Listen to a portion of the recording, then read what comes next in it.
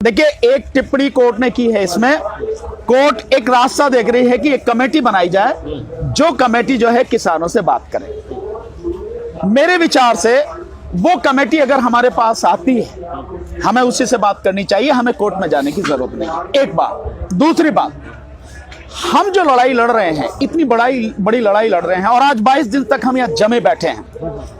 हम तभी तो जमे बैठे हैं कि हम जानते हैं कि हमारी लड़ाई सही है, और सरकार जो कानून लेकर आई है वो गलत है, देश को बर्बाद करने वाले कानून।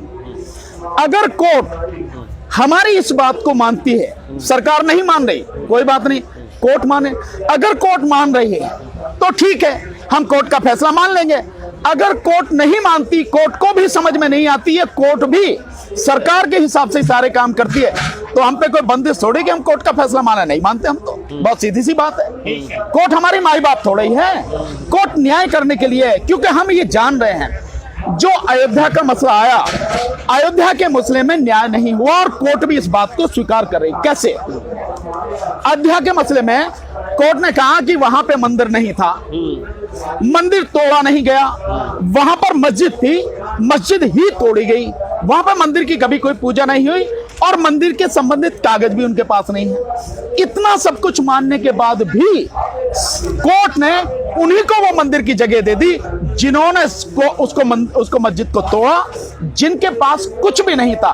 तो न्याय उसमें नहीं हुआ। जबकि कोर्ट ने जो हवाला दिया, अनुच्छेद 142 का हवाला दिया।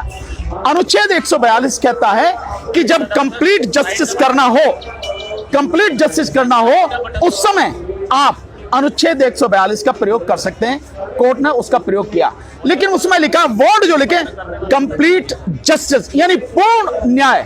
अब मुझे आप बताइए कि जब आप मान रहे हैं कि इन्हीं लोगों ने तोड़ी, इनका कोई मतलब ही नहीं है, उन्हीं को आपने दे दिया, तो इसका मतलब ये हुआ कि कल मेरे घर को कोई भी आके तोड़ जाए और कहने लगे ये घर मेरा है, तो आप मुझे कहोगे यार रहने दे, झगड़ा हो जाएगा, तू रहने दे, इन्हीं को दे दे। ये क्या, ये न्याय है क्या? इसका मतलब ये भी है कि न्याय प्रक्रिया कहीं कमजोर है। इसका मतलब ये भी है कि क्या सुप्रीम कोर्ट उन चंद लोगों से जो इस तरह का आतंक फैला रहे हैं, उनसे डर रही है? तो अगर डरेगी तो न्याय कैसे करेगी? और सुप्रीम कोर्ट ही अगर डरने लगेगी तो फिर न्याय कैसे मिलेगा? इन सारी चीजों को समझते हुए जो हमें नजर आ रहा है, हमारा बहुत स्पष्ट है, हमें कोर्ट में जाने की जरूरत नहीं है। कोर्ट जिस कमेटी को नियुक्त करती है, अगर हमारे पास आती है, हमें अपना पक्ष रखना है, जो बिल्कुल हर किसी को मालूम है। कोर्ट उसे एक्सेप्ट करती है, बहुत अच्छी बात है, नहीं करती है तो हम आंदोलन पे हैं। ये बहुत सीधी बात है।